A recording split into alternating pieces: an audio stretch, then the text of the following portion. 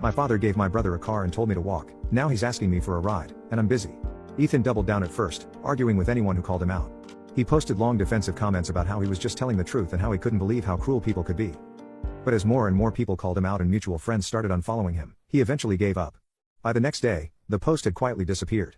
But the real escalation happened at work. A coworker pulled me aside saying someone had called the office asking about me. Said it was a concerned family member.